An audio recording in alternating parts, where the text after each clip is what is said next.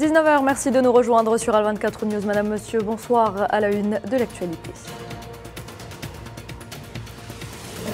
C'est confirmé, la visite d'État en France du président algérien Abdelmadjid Tebboune est prévue pour la deuxième moitié du mois de juin. Il en a été question ce dimanche lors d'un entretien téléphonique entre le président Tebboune et son homologue français Emmanuel Macron.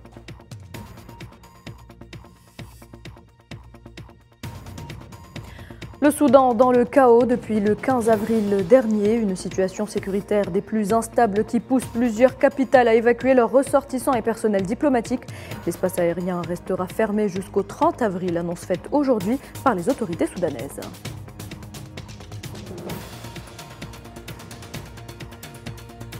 Alors que l'expansionnisme marocain se fait ressentir de jour en jour, l'Espagne craint une division de l'opinion publique. Le Maroc qui se retrouve justement confronté à la pire sécheresse de son histoire, on en parle dans ce journal.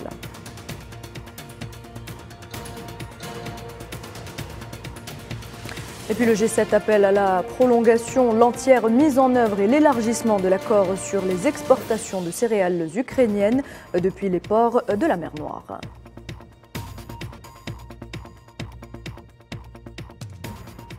Bienvenue à toutes et à tous. Si vous nous rejoignez, c'est donc confirmé. La visite d'État en France du président algérien Abdelmadjid Tebboune se fera finalement au mois de juin et plus précisément lors de la deuxième moitié du mois. Le président Tebboune et son homologue français Emmanuel Macron ont convenu de cette date ce dimanche lors d'un entretien téléphonique. Les deux chefs d'État ont également évoqué les relations bilatérales et les moyens de les renforcer. L'actualité, c'est également la situation au Soudan. Après une brève accalmie, les combats ont repris entre l'armée régulière et les forces de soutien rapide. Depuis le 15 avril dernier, plus de 420 personnes ont été tuées, parmi elles plus de 260 civils. À noter également qu'environ 4000 personnes ont été blessées. Ces troubles au Soudan ont pressé certains pays comme les États-Unis, l'Arabie Saoudite ou encore la France à mener des opérations d'évacuation de leurs ressortissants et de leur personnel diplomatique. On fait justement le point avec Naïla Hamouda. Fuir les combats à tout prix et quitter le pays en proie à des violences. Sur ces images, environ 150 personnes, dont des diplomates, des officiels saoudiens et leurs familles, ainsi que des ressortissants venant de 12 autres pays, tels que le Qatar, l'Égypte, la Tunisie, l'Inde, le Canada et le Burkina Faso, en passe de quitter le Soudan vers Djeddah par voie maritime.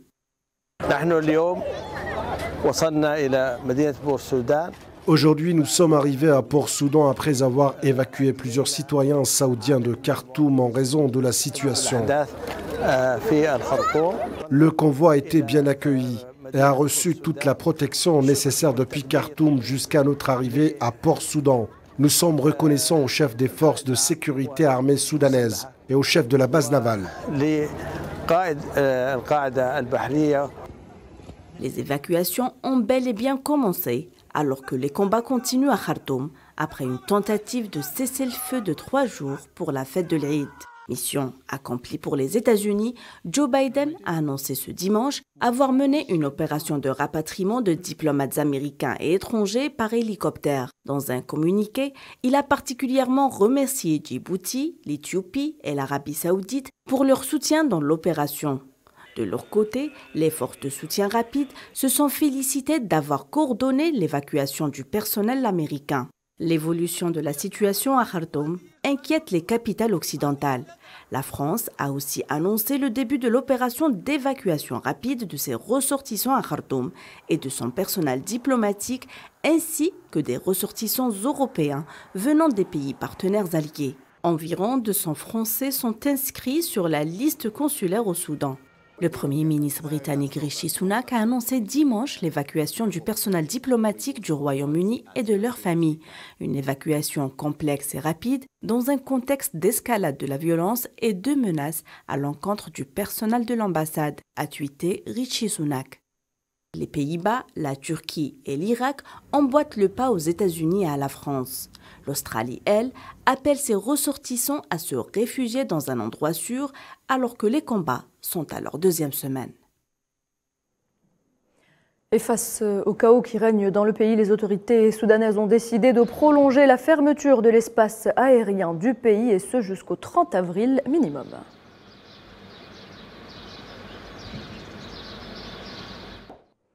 L'actualité en Afrique, c'est également cette annonce de l'état-major général des armées maliennes qui informe l'opinion que les forces armées maliennes ont déjoué une attaque complexe aux environs de l'aéroport de Sévaré, dans la région de Mopti.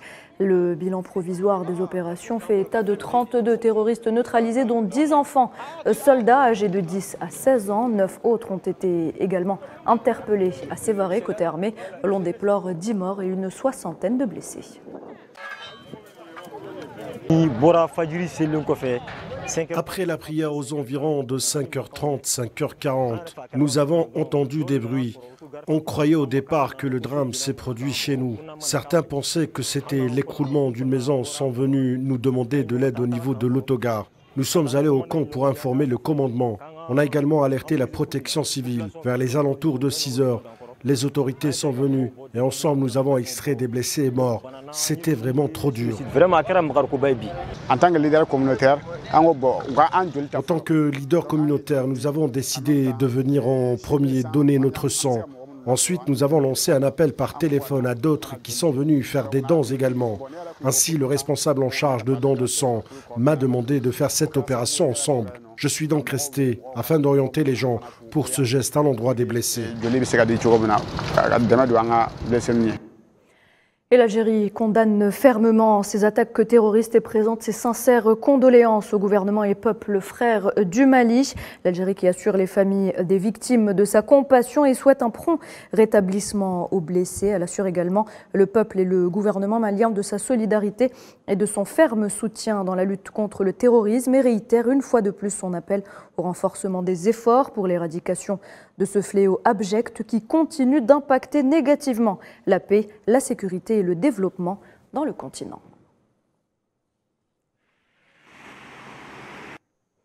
Et puis cet autre drame au Mali, toujours un hélicoptère des forces armées maliennes s'est écrasé à Bamako, faisant 3 morts et 6 blessés. L'appareil de retour d'une mission d'opération de surveillance s'est écrasé hier samedi dans un quartier résidentiel de la capitale.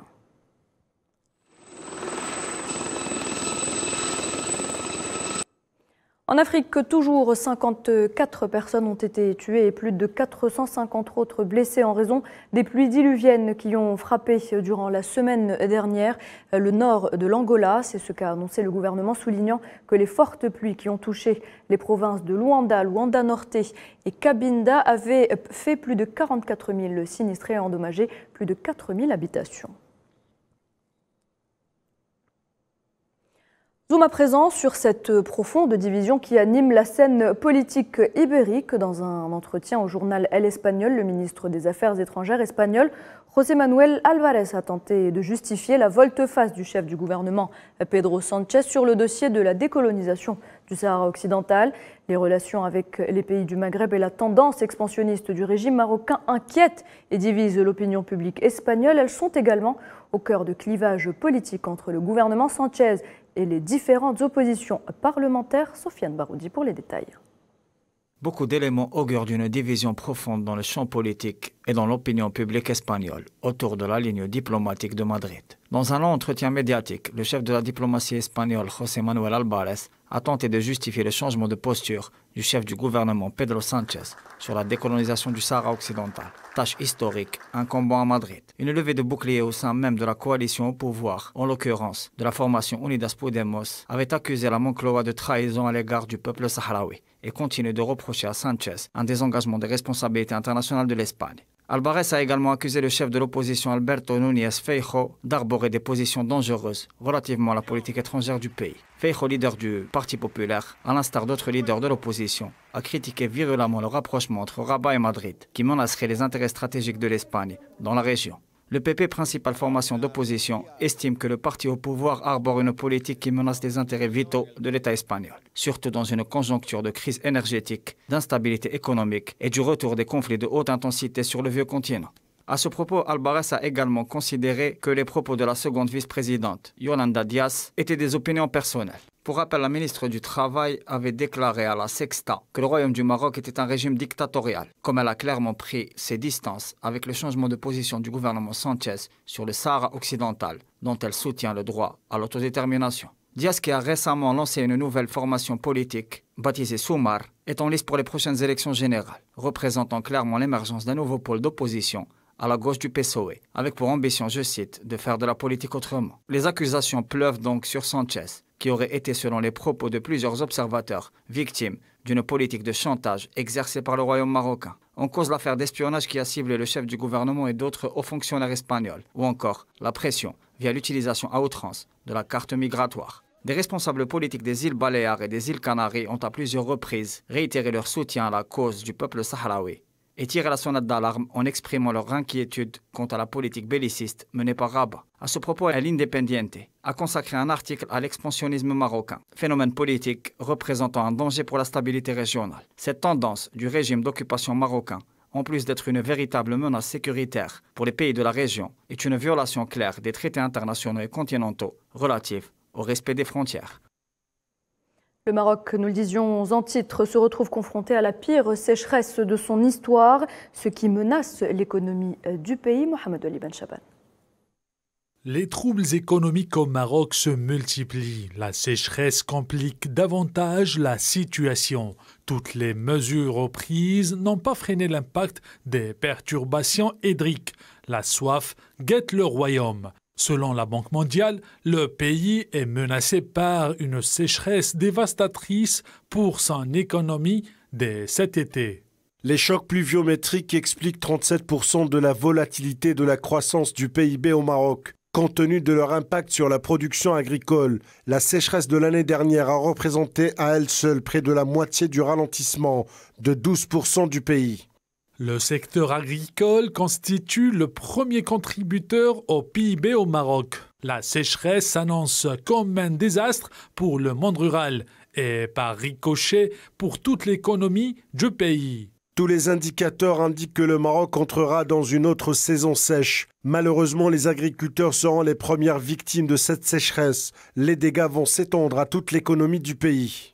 Le royaume figure parmi les pays confrontés à un stress hydrique très élevé. La détérioration de la qualité des ressources en eau est attribuée à plusieurs causes. C'est d'abord la surexploitation de la nappe phréatique et le gaspillage des eaux des barrages via des systèmes archaïques d'irrigation. Vient ensuite le retard dans le domaine de l'assainissement et de l'épuration des eaux usées. Les autorités tunisiennes confirment qu'il n'y a aucun changement au niveau des conditions d'entrée en Tunisie, contrairement aux informations infondées qui affirment le contraire. Les voyageurs qui arrivent dans le pays sont accueillis selon les mêmes règles et conditions en vigueur appliquées depuis plusieurs années, sans aucune procédure nouvelle ou supplémentaire. Les autorités tunisiennes affirment également fournir les meilleures conditions pour accueillir les hôtes de la Tunisie en provenance de tous les pays frères et amis et accordent toutes les facilités nécessaires afin de leur permettre de passer un séjour en toute sécurité. Le système de santé au Yémen se rapproche de l'effondrement, avertit l'OMS, alors que le financement des donateurs internationaux est insuffisant pour éviter une nouvelle détérioration des services de santé défaillants du pays. Environ 12,9 millions de Yéménites ont des besoins humanitaires urgents en matière de soins de santé, dont 540 000 enfants de moins de 5 ans souffrant actuellement de malnutrition aiguë sévère, avec un risque direct de décès. Paris a déclaré avoir pris connaissance avec consternation des propos de l'ambassadeur de Chine en France sur la Crimée. Interrogé vendredi sur LCI, Liu Shei avait estimé que les pays de l'ex-URSS n'avaient pas le statut effectif dans le droit international parce qu'il n'y a pas d'accord international pour concrétiser leur statut de pays souverain. Le ministère français des Affaires étrangères a demandé à la Chine d'expliquer si ces propos reflètent bien la position de Pékin. Et puis l'Allemagne, de son côté, annonce l'arrivée d'un avion russe à Berlin pour récupérer ses diplomates. L'annonce est intervenue après que le ministère russe des Affaires étrangères ait annoncé l'expulsion de plus de 20 diplomates allemands en représailles à une mesure similaire prise par Berlin et que l'Allemagne n'a toutefois pas confirmée. Le G7 appelle à la prolongation, l'entière mise en œuvre et l'élargissement de l'accord sur les exportations de céréales ukrainiennes depuis les ports de la mer Noire. Les ministres de l'Agriculture des pays membres du G7 ont notamment reconnu l'importance de l'accord à l'issue d'une réunion de 2 jours organisée à Miyazaki, au Japon.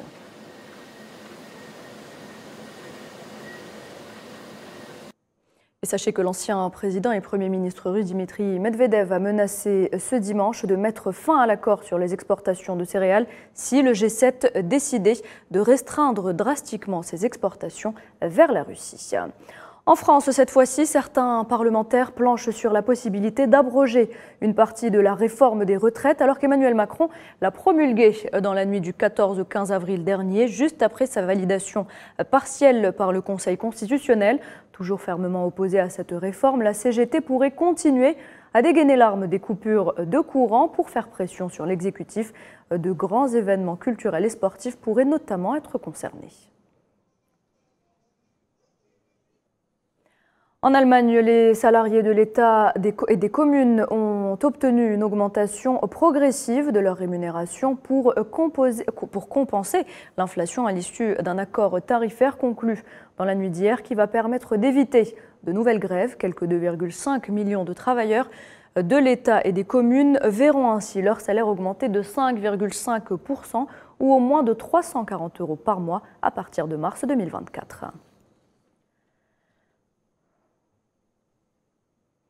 Et puis le Royaume-Uni s'apprête à vivre 3 jours de festivités pour le couronnement du roi Charles III le 6 mai 2023. Même si Charles III, âgé de 74 ans, a voulu un service plus simple et plus court que celui de sa mère, la reine Elisabeth II, devant un parterre d'invités limité à 2000 personnes, certaines étapes sont intangibles.